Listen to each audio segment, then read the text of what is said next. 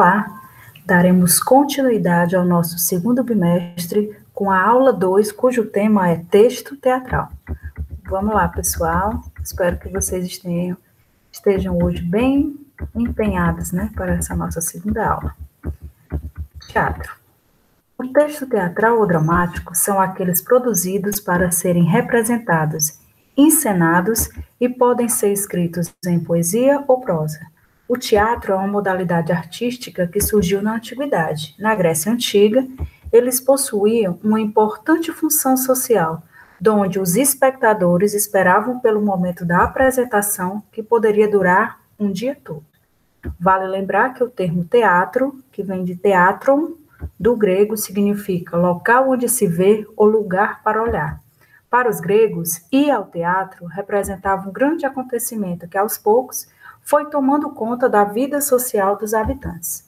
São, portanto, peças de teatro escritas por dramaturgos e dirigidos por produtores teatrais, e, em sua maioria, são pertencentes ao gênero narrativo, ou seja, o texto teatral representa o enredo, personagens, tempo, espaço e pode estar dividido em atos, que representam os diversos momentos da ação. Por exemplo, a mudança de cenário e ou de personagens. Falando neste momento em atos, acabo de recordar um filme bastante interessante que vocês já devem ter assistido, que é O Alto da Compadecida. Para aqueles que lembram, O Alto da Compadecida é um texto teatral. Ele foi criado, escrito por Ariano Suassuna para ser representado no teatro. Teve tanto sucesso que o cinema brasileiro teve interesse, pegou esse texto e levou, O Alto da Compadecida para o cinema. Ou seja, os atos aí, no caso que ele está falando, são esses textos que são escritos, para o teatro, mas que eles podem ser melhorados ou utilizados em uma outra forma, No caso aí foi o cinema, mas poderia ir também para a TV, que é o que aconteceu. E é um dos filmes, que nós temos de maior bilheteria do cinema brasileiro, é O Alto da Compadecida.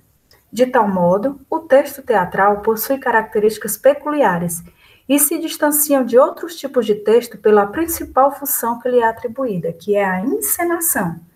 Então, o teatro, o básico dele é a encenação. Ele é feito, ele é pensado, o texto é criado para ser apresentado para um número enorme de pessoas. Desta forma, ele apresenta um diálogo entre as personagens e algumas observações no corpo do texto, tal qual o espaço, a cena, o ato, as personagens e as rubricas, que elas servem de interpretação e de movimento.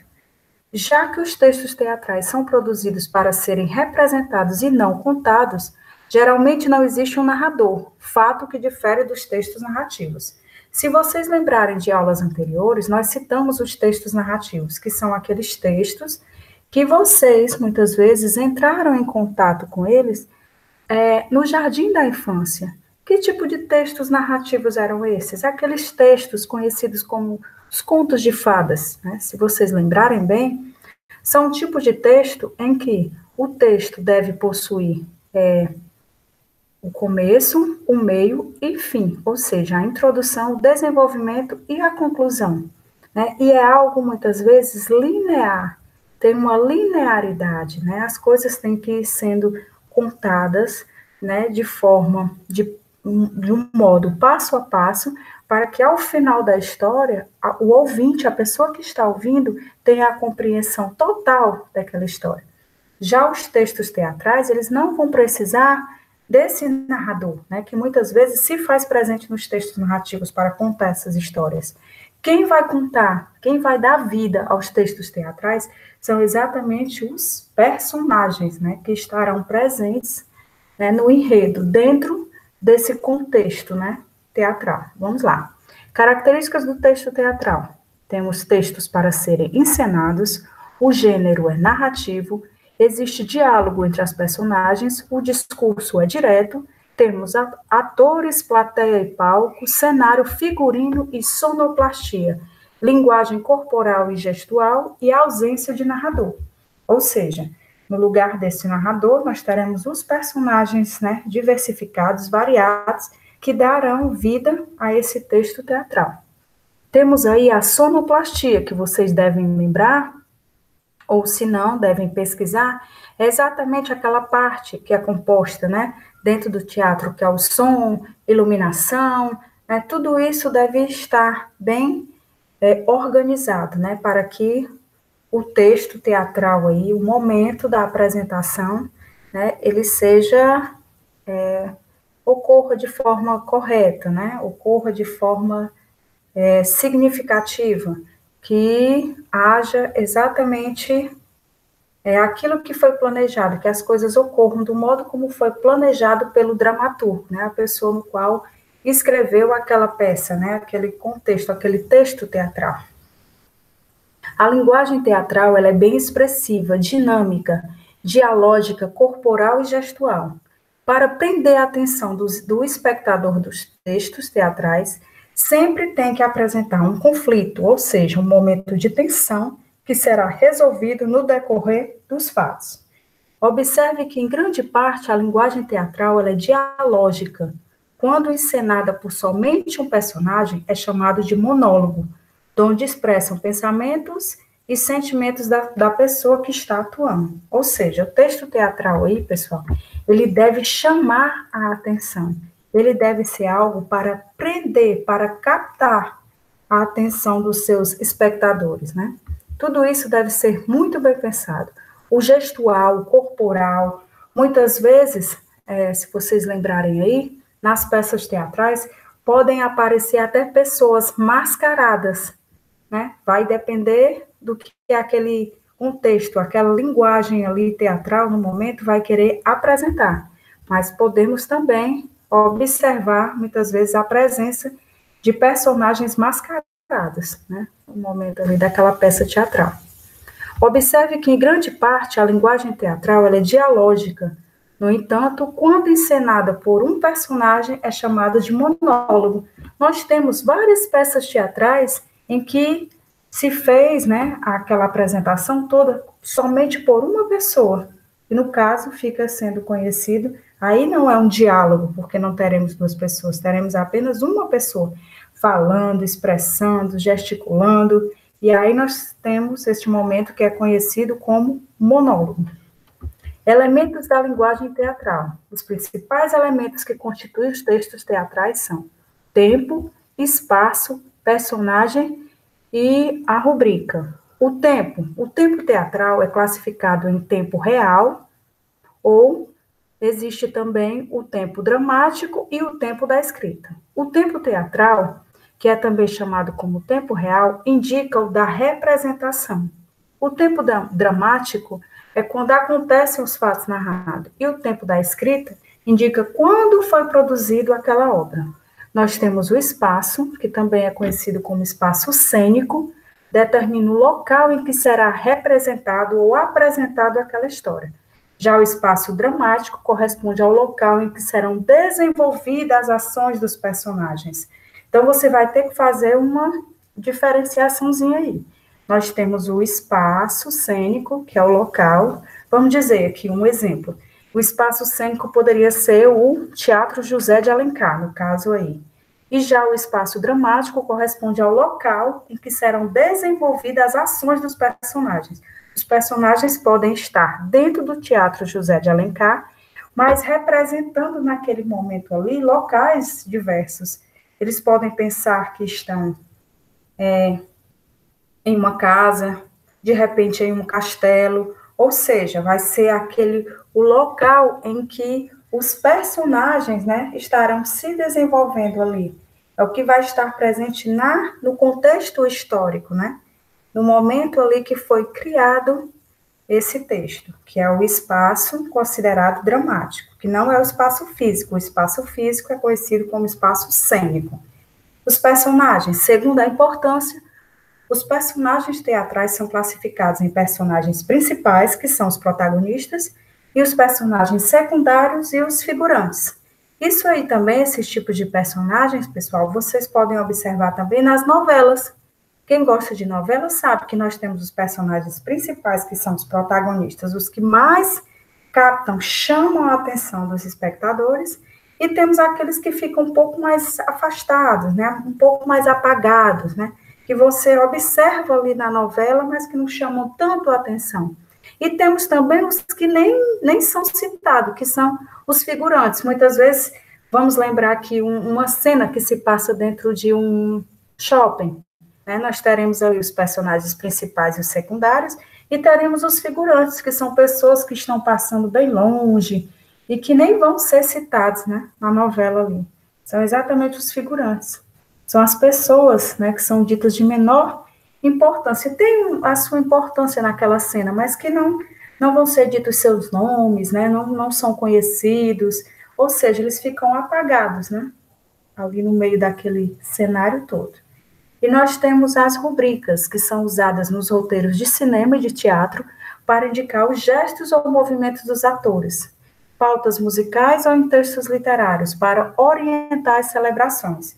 Algumas pessoas que costumam ler bastante, se você for ler um texto teatral, ao ler você vai observar que no meio do texto você terá determinadas marcações, né, escritas, muitas vezes em letra maiúscula, que vai chamar a sua atenção no meio do texto. Isso aí, elas são conhecidas como as rubricas, e são exatamente escritas em letras maiúsculas para chamar a sua atenção.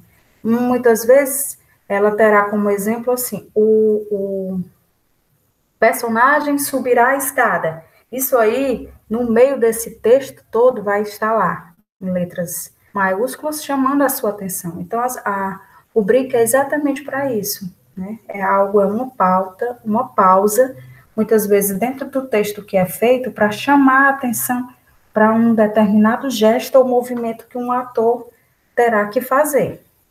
Estrutura dos textos teatrais. Os textos teatrais são constituídos por 2 textos.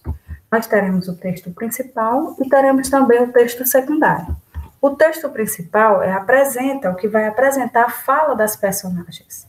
É no caso que nós citamos monólogos, quando é só uma pessoa, diálogo, quando é mais de 2 pessoas, né?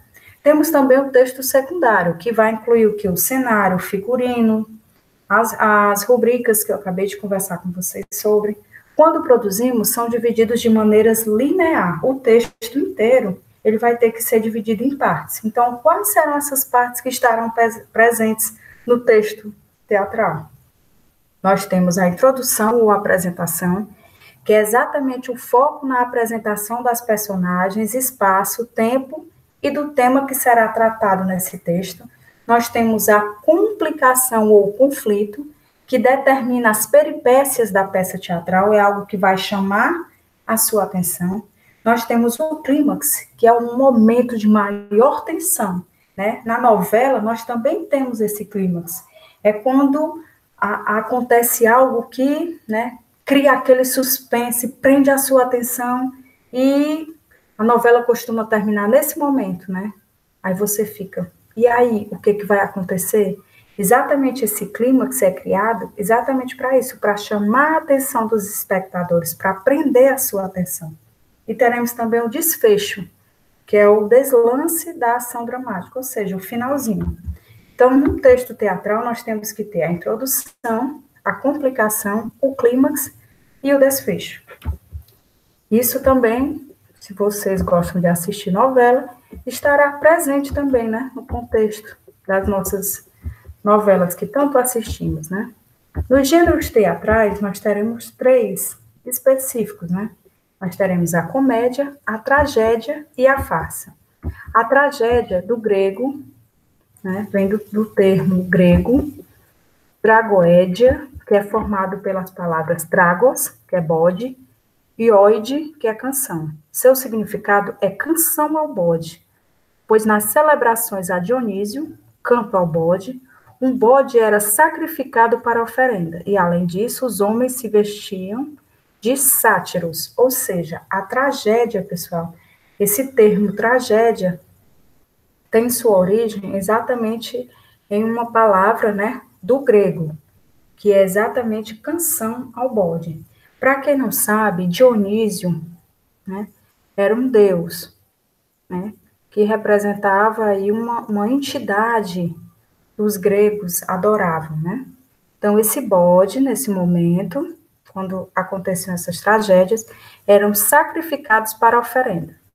É um gênero teatral mais antigo de todos, que se baseava nas histórias trágicas e mitológicas, como o medo, a morte e o terror. Ou seja, a tragédia é um gênero artístico que representa uma peça teatral ou poema com um final infeliz. As tragédias gregas eram compostas geralmente por 5 atos.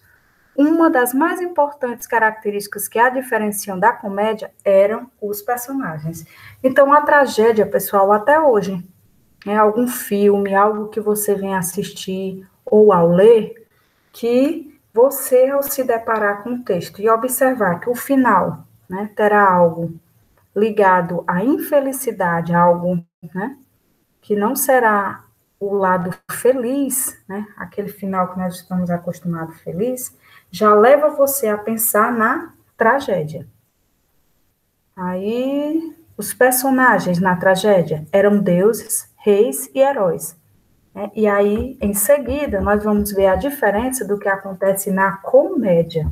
A comédia também advém de um termo grego que significa um espetáculo divertido.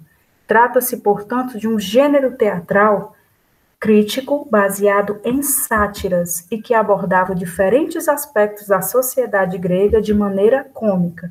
É exatamente o que acontece hoje. Nós temos a comédia, nós temos alguns humoristas que trabalham muito bem esse tipo de texto, né? Que seria o quê? A comédia. Um dos humoristas, das pessoas do momento que vocês também conhecem, nós podemos citar aqui o Tirulipa. É alguém que muitas vezes pega algo que está acontecendo no cotidiano da gente, do nosso dia a dia, e transforma em um texto, né, que seria o cômico. É exatamente a comédia. Geralmente, o tema trabalhado nas peças teatrais apresentam situações da vida cotidiana e são explorados os exageros do comportamento humano, os ridículos e as críticas aos costumes da sociedade. Isso, pessoal, até hoje é feito. Nós temos vários comediantes, nós temos os mais engraçados e temos também aqueles que fazem sátiras, que são críticas contundentes, né?